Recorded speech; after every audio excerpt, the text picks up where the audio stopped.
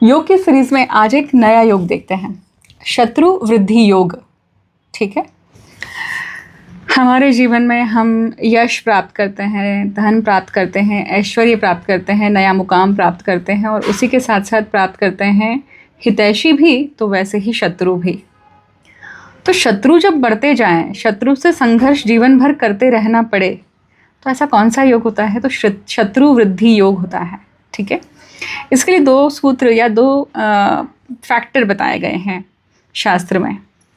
तो सबसे पहले अष्टमेश और षष्ठेश की बात करते हैं। यहाँ पर अष्टमेश तथा षष्ठेश शुभ ग्रहों के साथ हो या फिर चतुर्थ भाव में हो, तो ये शत्रु वृद्धि का योग तैयार होता है।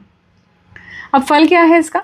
फल ये है कि जिस जातक की कुंडली में ये शत्रु वृद्धि का योग होता है, उसे जीवन भर शत्रुओं से संघर्ष करते रहना पड़ता है। मतलब वो भूल ही नहीं सकता है कि रिलैक्स होकर बैठ ही नहीं सकता है, हमेशा कुछ न कुछ शत्रुओं का आघात उसे सहन करते रहना पड़ता है या फिर कॉम्बैट करते रहना पड़ता है। ठीक है, अब इस योग के ना दो पहलू हैं। कैसे?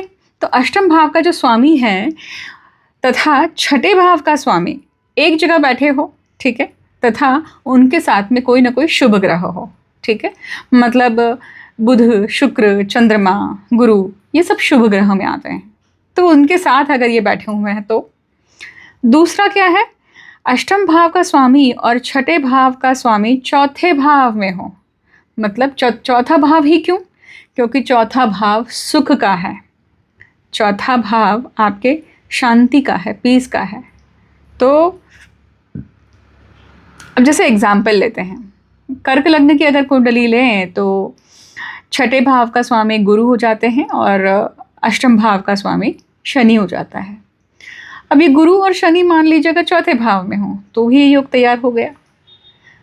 अगर अष्टम भाव का स्वामी और छठवें भाव का स्वामी मतलब गुरु और शनि के साथ में, मतलब अगर मान लीजिए छठे भाव में बैठे हुए हैं, छठे भाव में षष्ठेश खुद बैठा हुआ है, उसके साथ में बुध आ जाए या फिर चंद्रमा आ जाए।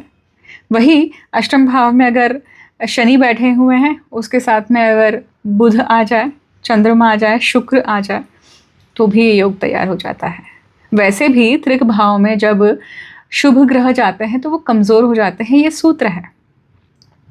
त्रिक भावों में हमेशा क्रूर ग्रह होने चाहिए, मंगल, राहु, शनि, इस तरह के ग्रह जब होते हैं तो व्यक्ति चैलेंजेस को पार करते जाता है, उसका विल पावर कोई हरा नहीं सकता। Thank you so much.